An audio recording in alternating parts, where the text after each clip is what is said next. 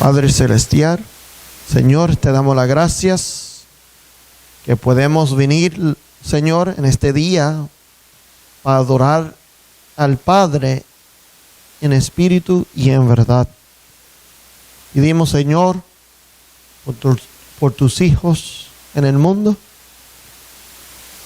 que en este día los podemos unánimemente adorarte a ti, Señor. Invocamos tu presencia en este lugar, que el Espíritu Santo nos puede educar y que podamos, Señor, escuchar palabras tuyas en esta hora. En el nombre de Jesús. Amén.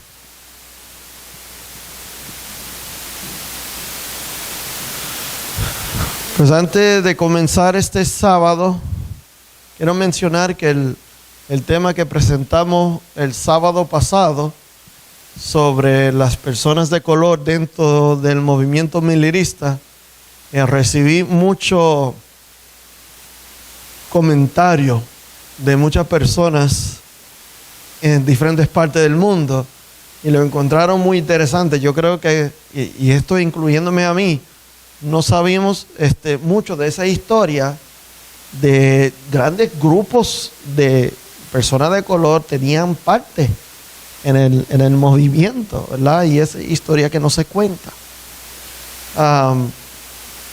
Este sábado voy a tocar un tema, no sé si van a saber todo lo que se presenta aquí tampoco, pero vamos a basarnos en la Biblia de Espíritu y Profecía. Vamos a saludar a los hermanos, ¿verdad?, que están viendo en vivo en el momento. Quizá entraron por el grupo WhatsApp o nada. Mis hermanos, Dios les bendiga. Quiero saludar a los hermanos allí de Cuba. Yo sé que los hermanos también están en la lucha de reunir, de estudiar en estos tiempos difíciles. Los hermanos de Panamá siguen en la cuarentena, están encerrados. Y hay que orar por ellos, mis hermanos, pero yo entiendo que ellos están tomando el tiempo para, ¿verdad?, estudiar la palabra de Dios, acercarse. Y también los hermanos de Nueva York y los otros, pues saludos a todos. Aquí en Puerto Rico, en Colombia, feliz sábado. Y vamos comenzando por acá. Dice la guerra civil, una guerra religiosa. No sé si sabían, pero la guerra civil fue una guerra religiosa. Yo sé que en la escuela no se enseña así, pero vamos a ver a través de la Biblia, a través de espíritu y profecía y a través de fuentes históricas que la guerra civil fue una guerra religiosa.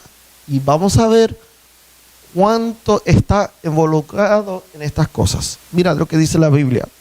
Isaías 58, versículo 1 dice: clama a voz en cuello, no detengas. Ahora, nosotros citamos esto mucho, pero no tomamos el contexto del resto de versículos que habla después. Alza tu voz como trompeta y anunciar a mi pueblo. ¿A quiénes?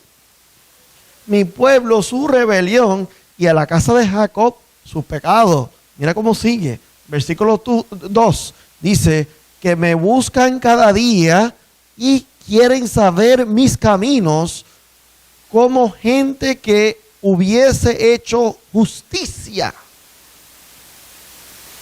Ahora te pregunto, ¿el pueblo de Dios debe ser un pueblo que hace justicia? ¿Y la nación? Como nación debemos hacer, ¿verdad? Dice aquí, y que no hubiese dejado la ley de su Dios, me piden justos juicios. La nación, ¿queremos justos juicios? ¿Sí o no? Y quieren acercarse a Dios. Deseamos eso. Justos juicios y acercarnos a Dios. Como individuos, como iglesia y como nación. ¿Ok? Pero seguimos. Versículo 3. Ahora, Estamos ya leyendo los versículos que normalmente no leemos. Leemos el versículo 1 y cerramos la Biblia. Mira lo que dice. Porque dice, ¿qué dicen? Ayunamos y no hiciste caso. Humillámonos nuestras almas. A veces se hace un llamado para el ayuno. Y a veces nacional. ¿No has escuchado eso? Ayuno nacional. Vamos a verles el ayuno nacional. ¿Y no te diste por entendido? ¿Ah? Pregunta. He aquí que en el día de vuestro ayuno buscáis vuestro propio ¿qué? ¿Qué están buscando en el día del ayuno nacional? Su propio gusto. Es el ayuno de Dios. Es el ayuno que desea el Señor de nosotros. ¿Y qué más hacen? A ver. Oprimís a todos vuestros trabajadores. Sigue por ahí. Isaías 58:4. He aquí que para contiendas y debates ayunáis, y para herir con el puño, ¿qué dice acá? No ayunáis como hoy, para que vuestra voz sea oído en los altos. O sea, no lo haga de esta manera. No ayunes de esta manera. Hay un libro, bueno, hay una serie de libros que se llaman Testimonios para la Iglesia. Son 9 tomos, ¿verdad? Mira lo que dice el tomo 1. Dice, escúchame bien, hablando de los Estados Unidos de Norteamérica. Dios, ¿qué está haciendo? Está castigando a esta nación. Óyeme algo. Dios está castigando. Vamos a ver la razón y el motivo. Debido al gran delito de la esclavitud. Recuerda, hablamos bastante de eso en los últimos meses. Pero nos acordamos algo. La iglesia adventista se organiza formalmente ya para el año 1863. Un año o dos antes ya se había organizado la empresa de Review legalmente, y la primera conferencia local, una asociación local. Ya para el 61 a 63 tenemos todo organizado. Para este tiempo que surge legalmente y organiza legalmente la Iglesia Adventista del Séptimo Día. La semana pasada tocamos la historia antes de este momento, o sea, el movimiento milerista. Y terminamos allí viendo, ¿verdad?, que Dios había enviado un profeta de color. ¿Se acuerda eso? Vamos a ver cuál es la postura cuando la iglesia se organiza formalmente. ¿Qué es lo que estaba pasando en los Estados Unidos en estos años que se organizó la iglesia? ¿Qué es lo que había en los Estados Unidos de Norteamérica? 1861, 62, 63. En esta época, ¿qué estaba pasando? La guerra civil. Bueno, había racismo también. La guerra civil. Y ellos se organizan en medio de este evento de la guerra civil. Ahora miramos cómo Dios se relaciona, y Satanás también, con el asunto de la guerra civil. Mira lo que dice. Otra vez, Dios está castigando a esta nación debido al gran delito de la esclavitud. ¿Cómo lo iba a castigar? Vamos a ver. Dice, tiene en sus manos el destino de la nación. Castigará. ¿Qué dos partes o dos ejércitos había en la guerra civil. Castigará al sur por el pecado de la esclavitud. ¿Por qué estaba peleando el sur? Porque quería mantener la esclavitud, ¿verdad? Entonces iba a castigar el sur por el pecado de la esclavitud y al norte también. Y tú dices, bueno, ¿y por qué quiere castigar al norte si el norte se permitía la libertad en casi todos los estados del norte? Pero mira lo que dice. Tú sabes que a veces si vemos algo malo y no hacemos nada y solamente lo grabamos allí, lo ponemos en Facebook, somos partícipes de eso también. Dice aquí, y al norte por haber soportado durante tanto tiempo, ¿qué cosa? La penosa influencia. O sea, de tirarse para atrás y mirar y decir, bueno, eso allá. Y hacer nada. Dios nos ayude que nos caemos en eso mismo también. Porque estos últimos días tendremos que ponernos de pie y decir las cosas como son y no estar bailando dentro de dos posturas para tener el favor de las personas. Tendremos que pararnos firmes por las enseñanzas bíblicas, por nuestro mensaje. Y déjenme decirles, hermano, los pioneros adventistas no eran políticos. ¿Qué digo con decir eso? ¿O qué quiero decir? Que no se vendían por el favor político. Se paraban por los principios que ellos creían firmemente. Ahora sigue diciendo por acá, esta es la página 239 del volumen 1, este testimonio para la iglesia. En la cita anterior era la misma página. Dice, en la conferencia llevada a cabo en Roosevelt, New York, el 3 de agosto, ¿en qué año? 1861, cuando los hermanos y hermanas se reunieron en el día dedicado a la humillación o el ayuno y la oración, el Espíritu del Señor descansó sobre mí. Muy interesante. ¿Ha escuchado de ayuno nacional? Vamos a verlo en una luz muy diferente de hoy y adelante. Porque había un ayuno nacional, había un problema nacional, ¿verdad? ¿Qué piensan? Había asuntos nacionales. ¿Dónde deben buscar las contestaciones de esos problemas? En Dios. Sería malo hacer el ayuno nacional. Pero ya vimos en Isaías con qué corazón y motivo hacían el ayuno. Dice, fue tomada en visión y se me mostró el pecado de la esclavitud. Dice que durante tanto tiempo se ha sido una maldición para esta nación. Sigue diciendo aquí Isaías, hermanos, por favor compare sus textos bíblicos, su Biblia. Es Isaías 58:5. ¿Es tal el ayuno que yo escogí? Una pregunta.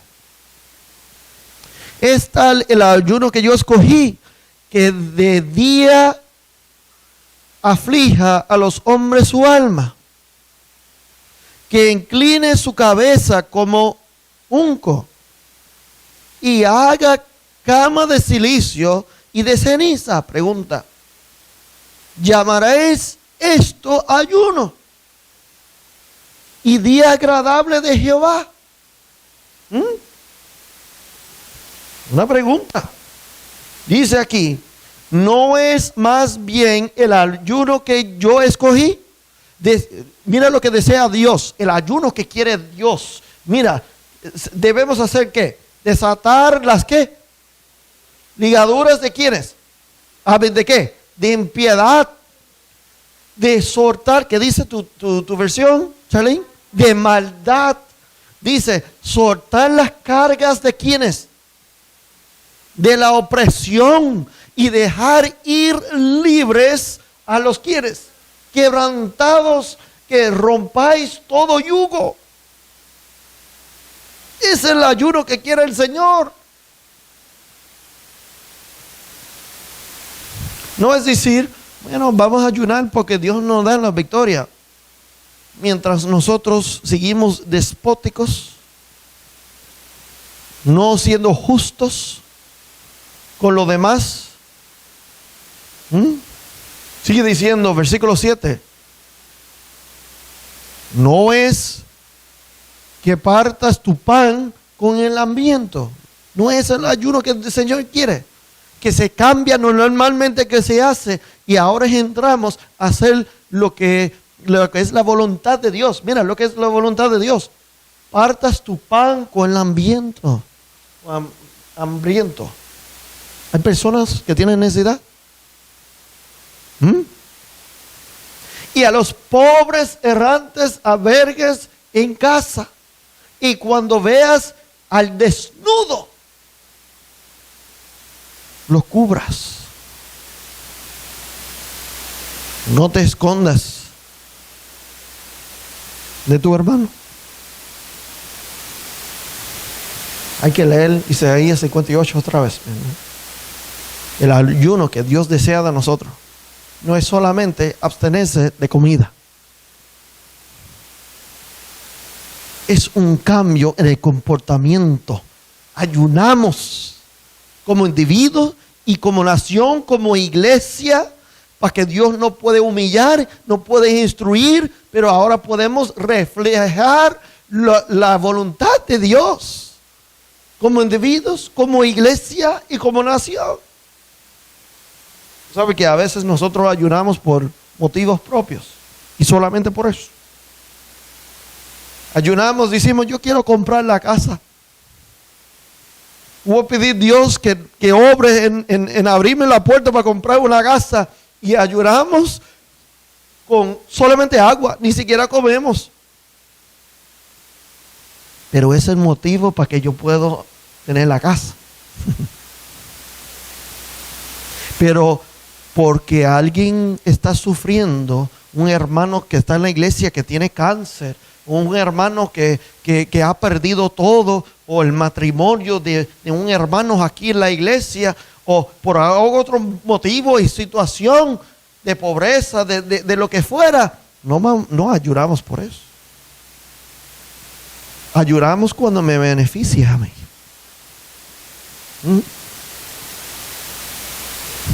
No estamos diciendo que no debemos pedir a Dios, pero debe ser, ¿verdad?, para hacer la voluntad de Dios. Sigue diciendo ese testimonio para la iglesia, el tomo 1, página 233, dice de esta manera: vi que estos ayunos nacionales. Ahora me llama mucho la atención, cuando hay desastre nacional, ¿qué viene después? ¿No se ha dado cuenta? ¿Se acuerda de Harvey? ¿Qué vino después de Harvey? Día de oración y ayuno nacional el domingo. Cuando hay desastre, hay ayuno nacional. Dice, vi que estos ayunos nacionales eran un insulto a Jehová. Tengan cuidado, mis hermanos. Tengan mucho cuidado. Nosotros meditamos ayuno y pensamos automáticamente, no, es bueno. Dios quiere. Cuidado que no estés insultando a Dios.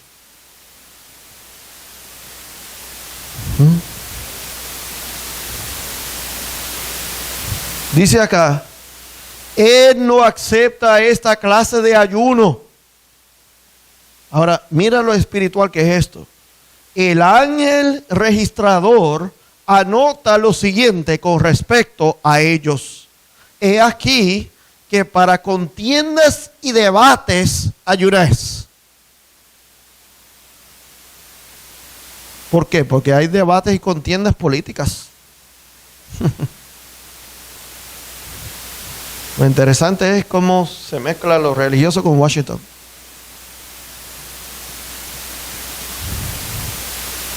Me da hasta miedo a decir quiénes son. Bueno, dice acá. Y para herir el puño, bueno, dice acá. Se me mostró la forma como nuestros dirigentes han tratado los pobres esclavos y que se aproximaron a ellos en busca de protección,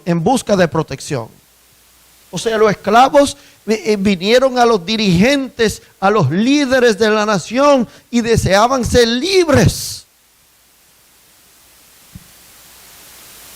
Pero se ve aquí, se mostró la forma como nuestros dirigentes han tratado a esos pobres, que no han hecho nada para librarlos, que no han hecho nada para... Bueno, vamos a ver más adelante, porque la gente tiene un concepto de la guerra civil totalmente errado. Y el pueblo de Dios hoy en día no considera lo que dice la Biblia y mucho menos lo que dice inspiración sobre la guerra civil, solamente lo que dicen los libros de historia. Gracias a Dios nos ha dado más luz. Dice los ángeles. ¿Quiénes están metidos en esta guerra? Noten eso. Vamos a notarlo un poquito más. Los ángeles han tomado nota de ello. De aquellos líderes que no hicieron nada para ayudar, para vindicar, para librar a los pobres, a los desafortunados, a los huérfanos. No ha hecho nada para ayudarlos a ellos. Dice acá, en lugar de quebrantar su yugo de servidumbre a los esclavos y de poner en libertad a los oprimidos, que es lo que Isaías dice que debemos hacer, es el ayuno del Señor, esos hombres han hecho que el yugo sea, ¿cómo? Más pesado aún para ellos, que cuando se encontraban al servicio de sus amos tiranos. ¿Cómo es? Dime otra vez. Que lo que debería estar librando, ya está hablando del norte, del ejército del norte, de los estados del norte. ¿Qué hicieron para librar a ellos? Bueno, le hicieron el yugo más pesado.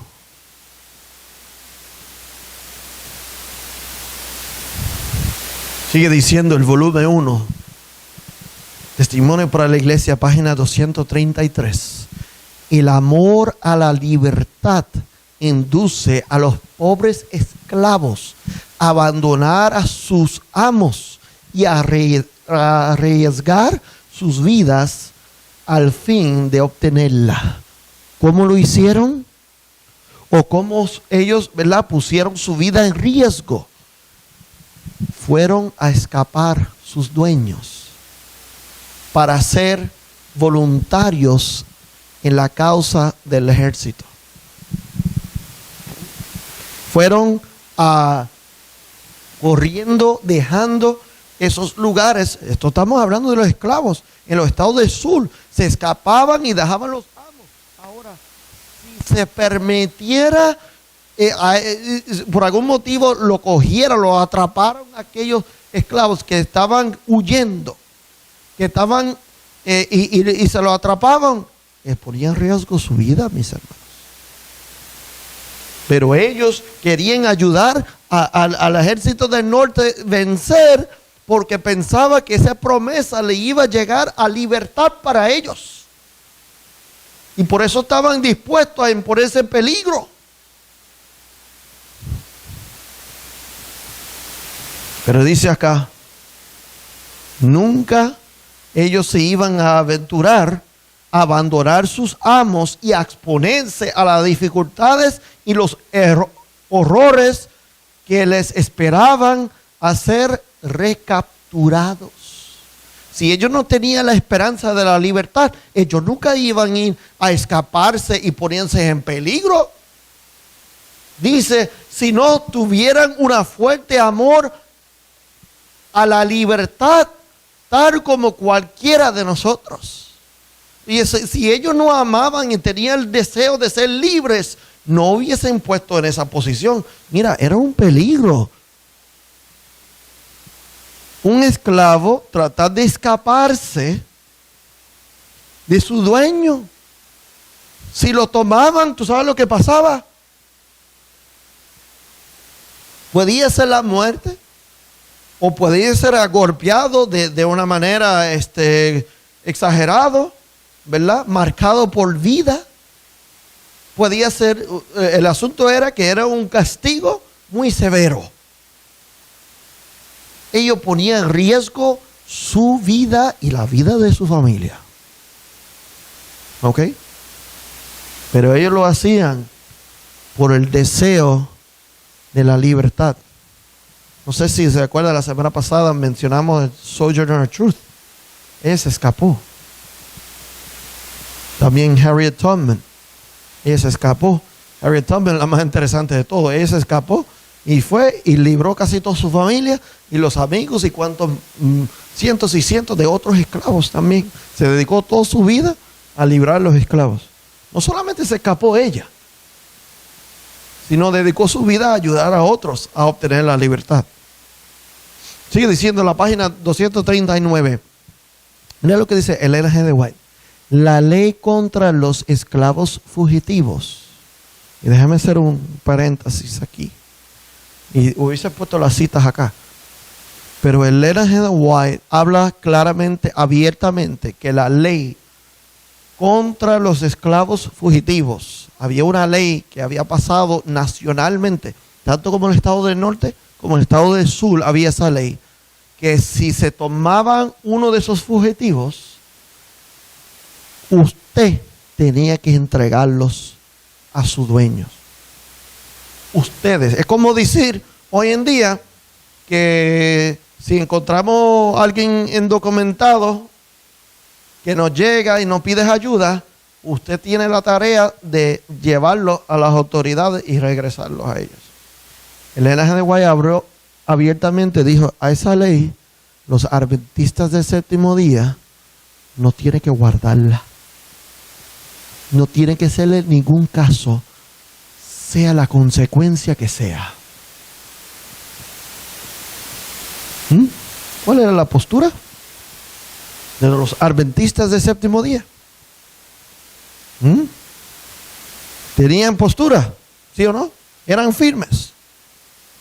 Dice, la ley contra los esclavos fugitivos estaba calculada para reprimir y erradicar del ser humano todo sentimiento noble. O sea, que tú no ayudes a aquellos que están tratando de escaparse. Tú sabes que los adventistas, igual que otros grupos religiosos, se recuerda, mencioné la semana pasada, The Underground Railroad, donde se ayudaba a los esclavos tratando de escaparse, de ir lugar en lugar y tratar de esconderlo y darle comida, lo que necesitaba, ¿verdad? Para que ellos puedan llegar hasta el lugar donde tenían libertad. Esta ley quería quitar eso, que tú podías ayudar a los esclavos, sino que usted tenía que entregarlo.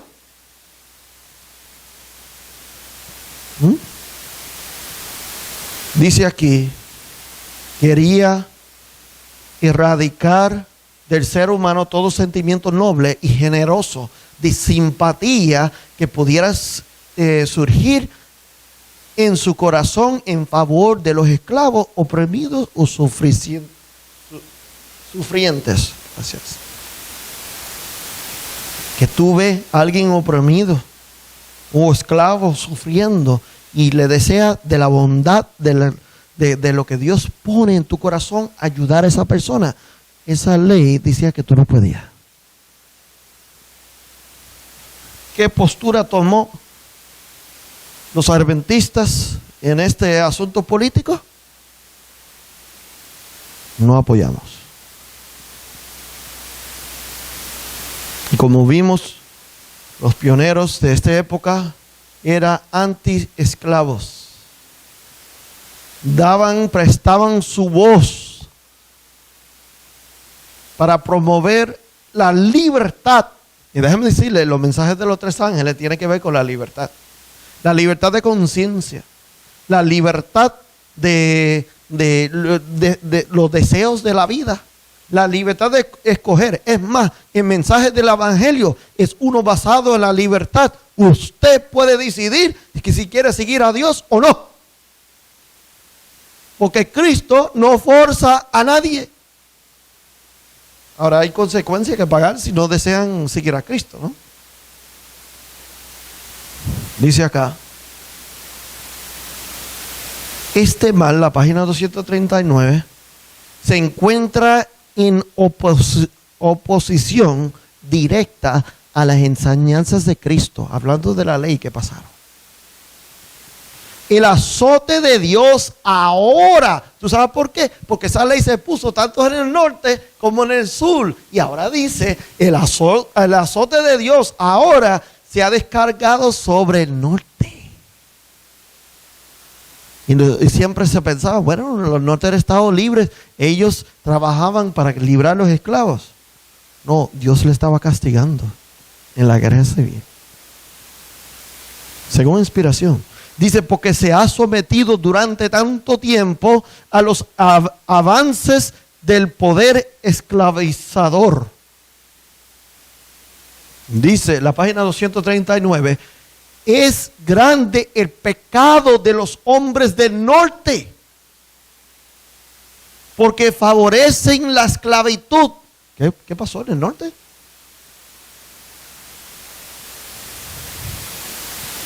Han fortalecido al sur en su pecado, aprobando la extensión de la esclavitud en pasar esta ley. Han desempeñado una parte importante en el desarrollo de los acontecimientos que se han puesto a esta nación en su actual condición tan aflictiva. ¿Se recuerda que hablamos de las imágenes de la imagen de la bestia? ¿Y cómo los pioneros veían esas imágenes? De acuerdo a lo que la nación estaba haciendo, ellos le veían como, bueno, está siendo opresivo. Muy diferente como se demuestra hoy en día, una manera patriota. ¿Verdad? Me gustaría leer estas palabras de Abraham Lincoln, presidente de los Estados Unidos. Dice, desgraciadamente siento más y más cada día que no es solamente contra los americanos del sur contra quienes estoy luchando. Dice, más bien es contra ¿quién? ¿Contra quién? El Papa de Roma. ¿Y quién más? Sus pérfidos jesuitas y ciegos esclavos sanguinarios. Ese se encuentra en el libro 50 años en la iglesia de Roma, página 358. Según Abraham Lincoln, él estaba luchando ¿contra quién? El Papa de Roma. ¿Por qué? Porque el Papa de Roma había apoyado al ejército del sur y el capitán Jeff Davis, que era el líder del ejército del sur. Le escribía cartas y le ofrecía, le brindaba apoyo porque el romanismo quería seguir con la esclavitud en los Estados Unidos, Norteamérica. Ellos apoyaban al sur para que se mantenía la esclavitud. Es más, ¿qué fue que comenzó la esclavitud africana? Era una bula papal. Pero bueno, hablamos de eso más adelante. Dos bulas papales, una bula papal y otro que lo confirmó después, permitía a los portugueses tomar los africanos como esclavos y venderlos en el Caribe, en diferentes partes del mundo. Bueno, a eso le va a romper la cabeza mucho, pero vamos a hablarlo en otro momento. Mira, dice acá, una guerra civil. Sigue Abraham Lincoln. Abraham Lincoln dice, esta guerra civil no parece más un asunto político. O sea, a él no le pasa, no le parece una guerra o un problema político. Dice, a los que no ven como yo las las fuentes secretas de esta drama terrible, pero más bien parece que una guerra, ¿cuál?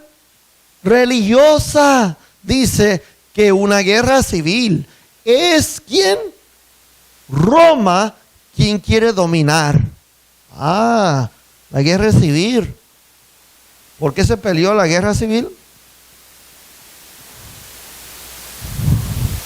Sigue diciendo aquí, esa era la página 359 del mismo libro, 50 años en la iglesia de Roma, y el mismo libro otra vez, la página 359, dice, solo hay pocos líderes en el sur que no están más o menos bajo la influencia de los jesuitas.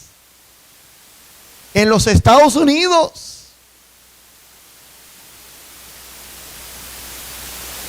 Es decir, que en 1798 pierde el poderío, el poder papal, recibe la herida mortal, pero ya para 1862, 3, para ese tiempo, ya hay influencia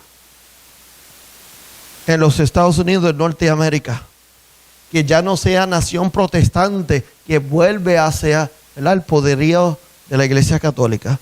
Dice primero Testimonios para la Iglesia, volumen 1, página 241. Dice, justamente en ese momento el ángel, escucha, está describiendo una guerra que tuvo, parece que fue en Virginia, si no estoy equivocado. Una guerra, una batalla local que tomó, que fue tomado en Virginia, yo creo que es en Virginia. Dice, en medio de esa guerra, mira lo que pasó. Justamente en ese momento, un ángel descendió. Oye, en el medio de la batalla, un ángel descendió y agitó su mano hacia atrás. ¿Qué hizo el ángel? Agitó su mano hacia atrás. ¿Qué hizo eso? Dice, interesantemente, se produjo, ¿qué cosa, Ronnie dice acá? Confusión en las filas. Oye, déjenme preguntarles otra vez. Esta guerra tenía fuerzas espirituales que estaban intercediendo aquí. Estamos viendo que tiene participación de ¿quiénes? De ángeles. Y el ángel viene en medio de la guerra y tira sus manos hacia atrás y produce confusión. Vamos a ver un poquito más. Dice, les pareció que a los hombres del norte que las tropas habían comenzado a retirarse, cuando en realidad no había ocurrido tal cosa. O sea, cuando el ángel hizo eso, causó confusión y dice, mira, se están retirando, vamos a retirarnos. Pero nadie comenzó a hacer eso. Era que estaban confundidos. Dice aquí, dice aquí, y se produjo una precipitada retirada. Esto me pareció algo admirable. ¡Wow!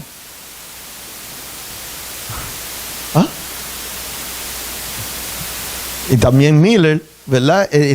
Y vamos a mencionar en la guerra anterior, que era la guerra de independencia, Miller también había declarado que Dios tenía su mano metido en la guerra. Las guerras, mis hermanos, no son por casualidad. Y lo que hacen los gobiernos, los hombres políticos y todo esto, Dios está en su medio. ¿Por qué estamos mencionando esto? Para que podamos ver hoy en día lo que sucede. Dios está en medio de todo esto, mis hermanos. Dios está en control de todo. Y los hermanos a veces queremos luchar en contra de estas fuerzas y todo lo que suceden, pero la mano de Dios está ahí. Sigue la página 241 de Testimonio para la Iglesia. Dice, luego se explicó que Dios tenía esta nación en su propia mano. ¿Lo tiene todavía? ¿Qué piensan? Y y no soportará que se ganaran victorias con más rapidez de lo que él había ordenado. O sea, él no iba a permitir una victoria rápida. A decir que el norte, porque eso es lo que esperaban, que el norte iba a aplastar al ejército del sur en una batalla. Y se acabó. Vete para su casa, nosotros gobernamos aquí. Pero como vimos antes, Dios estaba castigando la nación, tanto como norte como sur, por el pecado ¿de qué? De la esclavitud. Y sabes que ellos iban a pagar las consecuencias. O sea, las cosas que hacen gobierno, que están en contra de la voluntad de Dios, ellos tienen que pagar las consecuencias. Dice aquí, y no permitía más pérdidas de los hombres del norte que lo que su sabiduría consideraba adecuada para castigarlos por sus pecados. Ya vimos cuáles son. Dice aquí, voy a ponerme esto porque algunas de las palabras se me están escapando aquí. Dice, y si el ejército del norte en ese momento hubiera seguido presentando batalla en su condición de ¿qué? Agotamiento, la mayor lucha y destrucción que se esperaba habría significado un gran triunfo para el sur. Si ellos siguieran en contra de la voluntad de Dios, ¿qué iba a hacer? El sur iba a comenzar a ganar.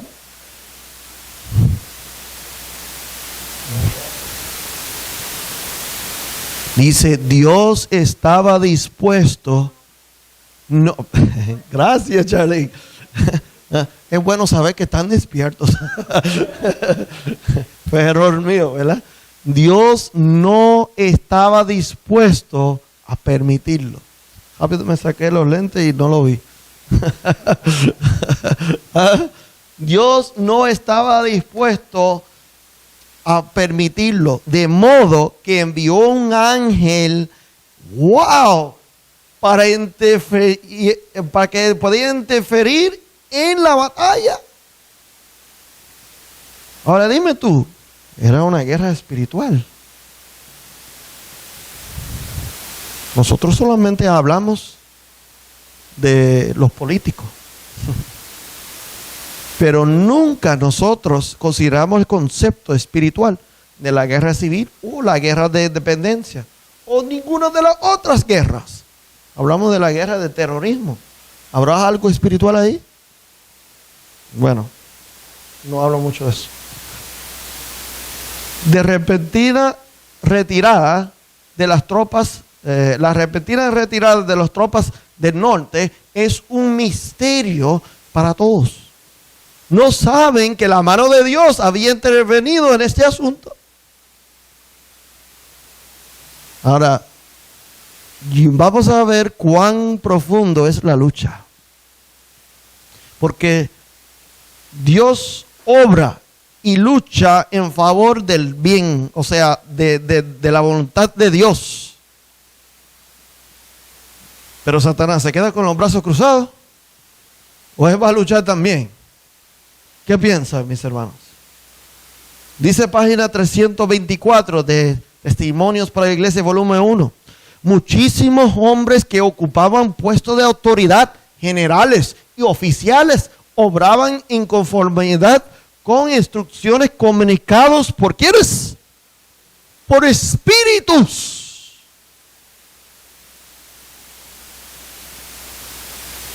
De demonios.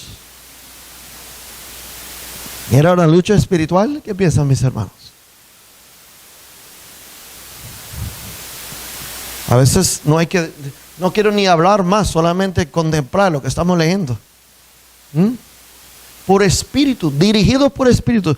Por razón que la Biblia, inspiración, dice que va a haber un vínculo, una unión dentro de lo que es la primera bestia, la imagen va a haber una unión. ¿Tú sabes cuál va a ser la unión? El espiritismo.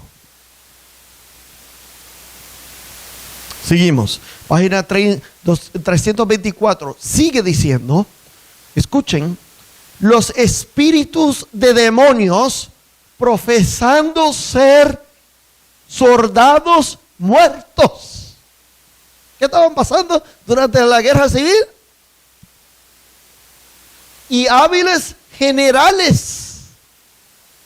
Oye, tú sabes que dice que personas van a ver supuestamente a muertos y que le hablan en todo. Aquí está manifestado. Se comunicaban con los hombres que ocupaban puestos de autoridad y controlaban muchos de sus movimientos. ¡Wow! Supuestamente otros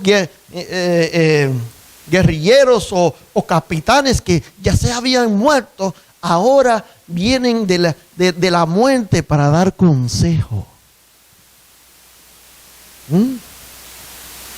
Yo espero que nosotros estamos comenzando a comprender la lucha espiritual en este mundo. Y en esta nación y en todo el mundo. Un general tiene instrucciones de los espíritus para hacer un movimiento especiales. Y se le salía con éxito a veces. Otro recibía instrucciones que difiere ampliamente de lo que fueron dadas al primero. O sea, que no les favorecían.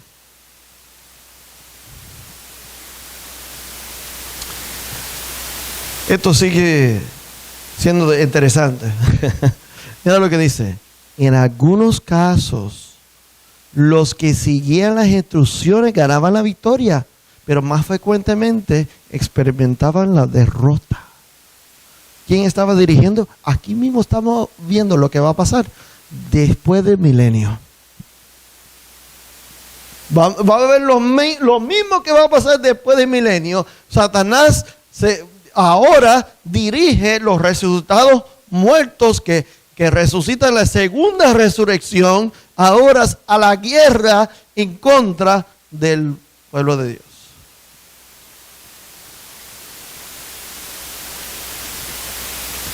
Página 325 de Testimonio para la Iglesia, volumen 1, dice: el principal de los rebeldes es Satanás, ¿verdad? Satanás, él está, ¿qué cosa? Muy familiar con las transacciones de esta guerra. Oye, ¿tiene algo que ver él? Y dirige a sus ángeles que haga ¿qué? Que puede personificar a los generales muertos. ¿Cuáles generales? Imiten sus modales y manifiestan sus rasgos de carácter peculiares. O sea, de la manera que hablaban, de la manera que actuaban, de la manera que se manifestaban el carácter. Él hace un reflejo exacto a través de los demonios. Ahora, esta parte me llamó la atención mucho. Mira esto.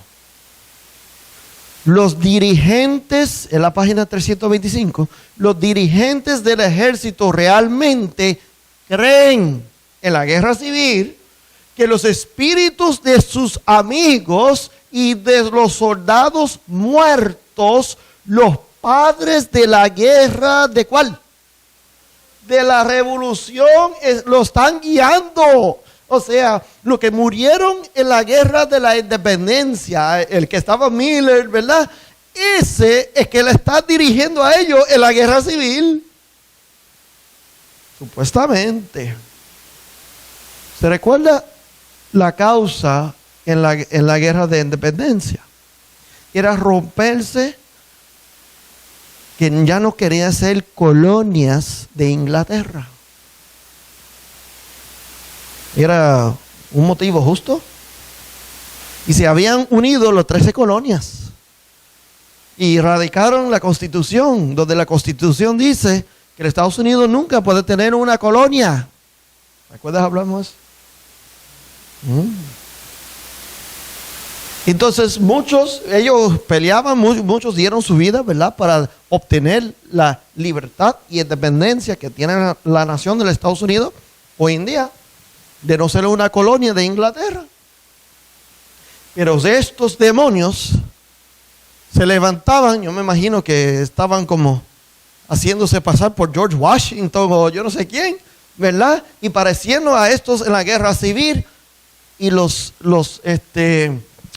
líderes o los dirigentes, los capitanes, estaban comunicándose con los espíritus. Ahora yo te pregunto, las decisiones que se están tomando hoy en día, ¿quiénes tú crees que lo están instruyendo?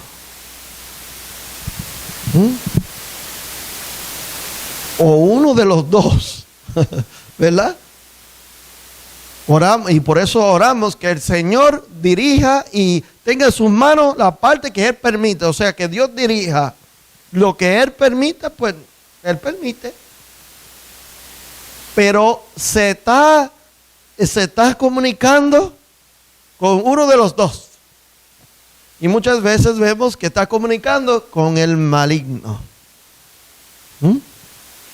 Pero otra vez, mis hermanos, Dios tiene todo en su mano. Vamos terminando por acá. Dice, si no se encontraban bajo un engaño poderoso, fascinador, comenzarían a pensar que los guerrilleros que supuestamente estaban en el cielo no manifestaban un mando adecuado de éxito, o bien que olvidaron sus famosas habilidades. Terana dice, aquellos, página 244, aquellos, escuche, ¿dónde caemos nosotros? Porque vamos a ser probados. Tú sabes que inspiración, yo no oíste, se puede alargar esto mucho más, pero tú sabes que inspiración nos dice que dos cosas va a ser prueba para el pueblo de Dios en el tiempo al final. Y no solamente el mundo, para el pueblo de Dios. Uno es el sábado. Dos, el espiritismo. Vamos a ser probados, mi hermano. No se vayan a creer que con la libertad usted va a confesar y decir, no, cuando viene la prueba yo voy a ser fiel a Dios. Eso es fácil decirlo. Con tus palabras se escucha muy lindo. Pero el cielo le interesa cómo vas a actuar cuando estás presionado. Y por eso se permite el conflicto de los siglos. Mira, Dios es más sabio de lo que pensamos. Y muchos le echan la culpa a Dios de todos los pecados del mundo. Pero Dios sabe por qué los permite hasta el momento que le va a permitir. Al fin acabará con todo eso. Gloria a Dios. Pero dice aquí, la página 244 del mismo libro, Testimonio por la Iglesia, volumen 1.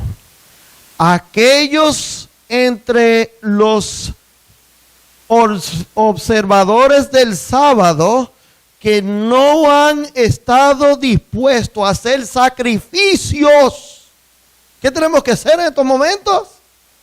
Vamos a tener que hacer sacrificios, mis hermanos. Vamos a tener que dejar las cosas mundanales. Debemos quedar en el enfoque del yo, lo que yo quiero prosperar, lo que yo quiero para las cosas espirituales. Y si no hacen los sacrificios, bueno, si no hacen los sacrificios, dice, pero han cedido las influencias del mundo, llegarán a ser probados. ¿Por qué? ¿Por qué cosa? Por las cosas del mundo van a ser probados. Si no quieren soltar, dice, los peligros de los últimos días están sobre nosotros. ¿Qué piensan, mis hermanos? Y para los jóvenes. Ay, hermano, cuánto yo quisiera parar aquí y solamente hablar de eso.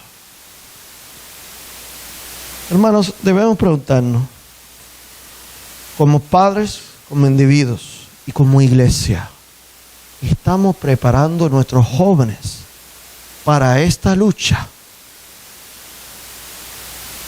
Cuando los jóvenes son atraídos a las cosas materiales y nosotros los permitimos todo eso, lo que ellos quieren en sus manos.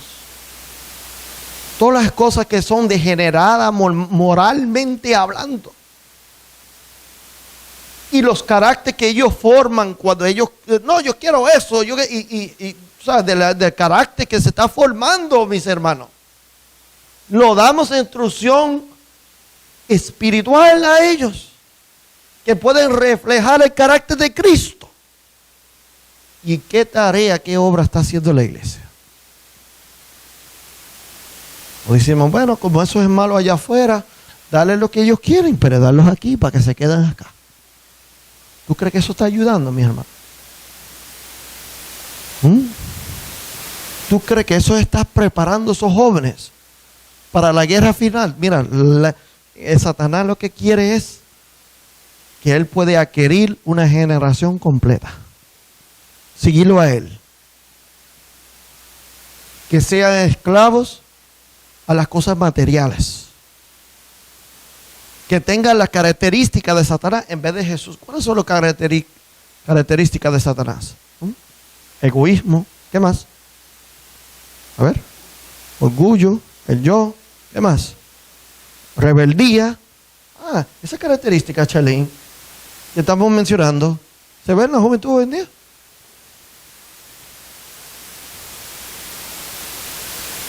Satanás dice, no, yo puedo vencer al Señor Jesús si puedo obtener la generación completa, porque los viejos se mueren y ahora esta generación nueva ahora produce generaciones más favor a mí.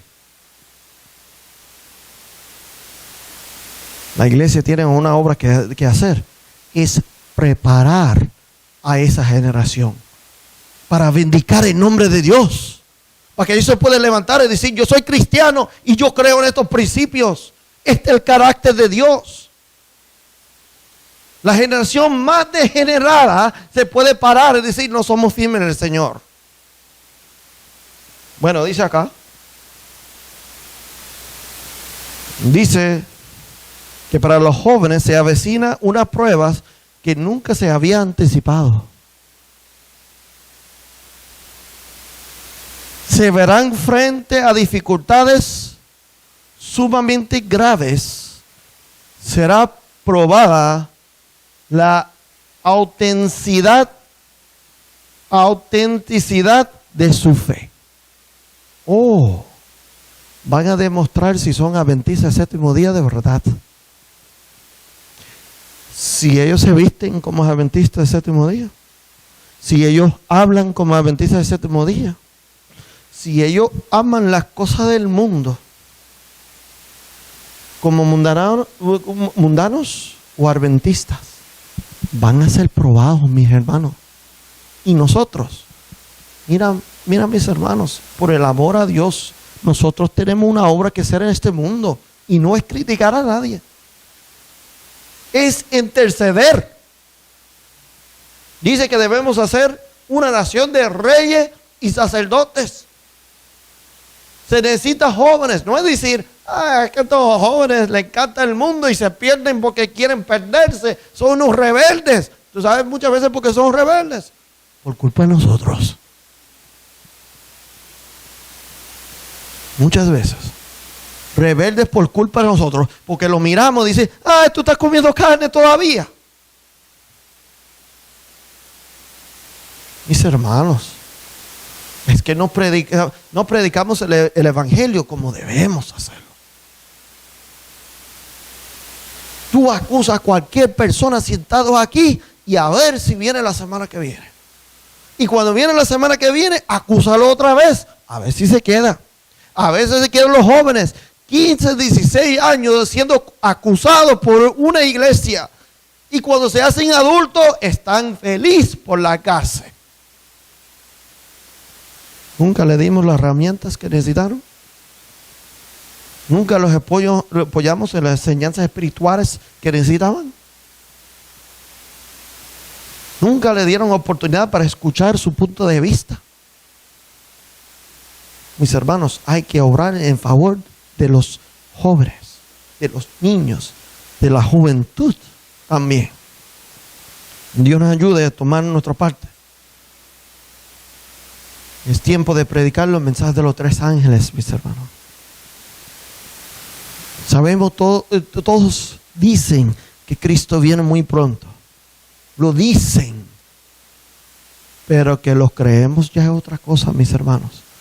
Cada uno de nosotros, y no solamente los jóvenes. Ya yo no estoy dentro de ese grupo, ya se me acabó a mí. Cada uno de nosotros seremos probados. Si somos auténticos, nuestra fe. Si somos lo que decimos, si somos adventistas del séptimo día, dentro del mismo movimiento. Tú sabes que parecen muchos que niegan su propia fe. Niegan de que Jesús pasó del lugar santo al santísimo en 1844. Niegan que Jesús puede dar la victoria sobre el pecado. Niegan que no hay santificación. Niegan que el Señor Jesús dirige este movimiento. Los niegan. Esos son auténticos. Son adventistas. Mira, cuando tú niegas el juicio investigador, mira, yo respeto tu creencia. Tú puedes creer lo que tú quieras en este mundo. Pero por favor no te llames adventista. Porque es un punto fundamental de nuestra fe. Es un punto fundamental. No te llame eso, llámate otra cosa. Pero vamos a ser probados si realmente creemos este mensaje que Dios nos ha dado del cielo. ¿De dónde viene el ángel? ¿Están volando dónde? Mensajeros llevando un mensaje del cielo. Así que Dios nos ayude en estos días a ser fiel, leal a los mensajes que Dios nos ha dado. ¿Se recuerdan algo, mis hermanos? Dios está en el control de todo. ¿Usted está preocupado?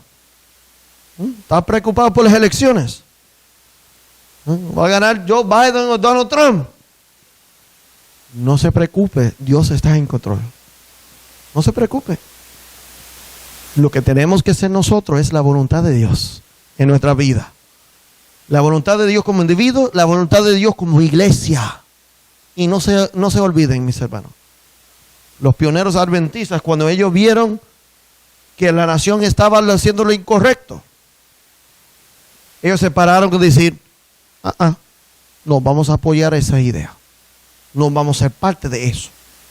Tenemos principios que Dios ha puesto y nosotros vivimos esos principios. Si vamos a orar para terminar. Oremos. Padre Celestial, Señor, es muy claro, Señor, que vivimos en los últimos días de la historia humana. Dios ha permitido, Señor, que nosotros podamos ver muchas cosas de manera de convencernos que la palabra de Dios se cumple. Pero la iglesia de Dios tiene un papel que jugar en estos últimos días, Señor. La iglesia de Dios tiene un mensaje que anunciar para amonestar al mundo, Señor. Señor, que podemos ser parte de esa obra. Que podemos ser fiel en tocar la trompeta, Señor. Ayúdanos a ser no cobardes, ni rebeldes tampoco. Que podemos ser fiel esclavos, seguidores de Cristo. En el nombre de Jesús. Amén.